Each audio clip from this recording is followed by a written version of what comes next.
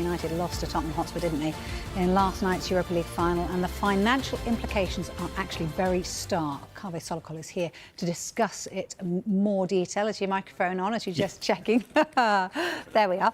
Look, just explain to us how it's been impacted, actually, just over last night. Well, look, Manchester United's shares are one of the biggest fallers on the New York Stock Exchange today. The shares have percent so far. Last night they closed at $14.54.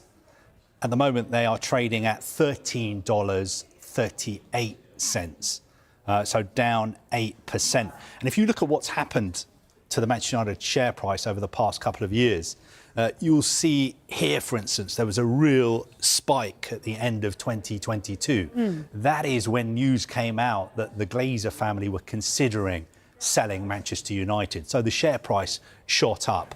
And then you see there, early in 2023, again, the share price went as high as $26. That is double what it is at the moment. And the reason it went so high is because news emerged that the Qatari banker Sheikh Jassim had made an offer of £4 billion to buy Manchester United. Obviously, he ended up walking away. Jim Ratcliffe, back in February last year, bought his stake of around 27%.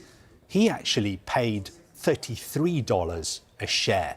So when he bought his stake, Manchester United were valued at £4 billion. Now, those shares that Jim Ratcliffe paid $33, and United's market capitalisation at the moment is not £4 billion, it is around £1.7 billion. And if you remember a couple of years ago, we were always told that the reason the Qataris walked away is because they just thought Manchester United is not worth what the Glazer family are asking. United are not worth £5-6 billion. We're walking away. At the moment, their market capitalisation is £1.7 billion.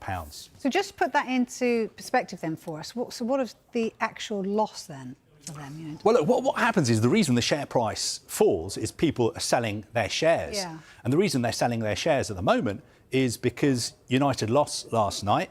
They're not going to be in the Champions League. They're not going to be in Europe next season.